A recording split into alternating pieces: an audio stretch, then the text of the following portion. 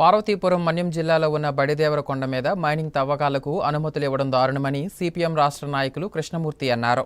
మన్యం జిల్లా కేంద్రంలో సిపిఎం కార్యాలయంలో నిర్వహించిన మీడియా సమావేశంలో ఆయన మాట్లాడారు. 2015వ సంవత్సరంలో అటవీ శాఖ, రెవెన్యూ శాఖలు సర్వే చేసి బడిదేవరకొండ ప్రాంతం అటవీ శాఖకు చెందినట్లుగా గుర్తించారన్నారు. అటవీ శాఖకు చెందిన బడిదేవరకొండను రెవెన్యూ వారికి చెందినట్లు చూపించి మైనింగ్ శాఖ తవ్వకాలకు అనుమతులు ఇవ్వడం దారుణమని అన్నారు. బడిదేవరకొండను ఈ ప్రాంత ప్రజలు దైవంతో సమానంగా కొలుస్తారని అన్నారు. ప్రభుత్వం స్పందించి మైనింగ్ అనుమతులు రద్దు చేయకుంటే ప్రజలతో కలిసి పోరాటం ఉధృతం చేస్తామని హెచ్చరించారు.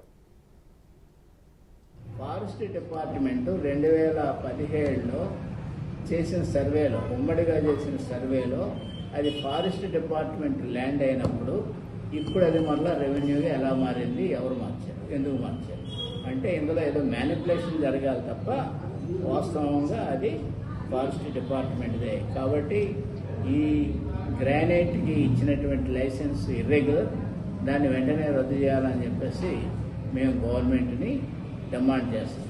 ఇక రెండో విషయం ఏంటంటే, దీనికంటే ముఖ్యమైనది ఎందుకు రద్దు చేయాలంటే ప్రజల వైపు నుండి, ఈ మండల ప్రధానికం వైపు నుండి ఆలోచించినప్పుడు బడిదేవరకొండ అనేది అది కేవలం కొండగా చూడటానికి వీల్లేదు. అది ఈ ప్రాంతం ప్రజలకి ప్రాణంతో సమానం. బడిదేవరకొండకు కానీ మేఘం తాకితే వస్తే ఖచ్చితంగా వర్షం పడదు. ఈరోజు హయ్యెస్ట్ రెయిన్ఫాల్ ఈ ప్రాంతంలో ఉందంటే బడిదేవరకొండ కారణం.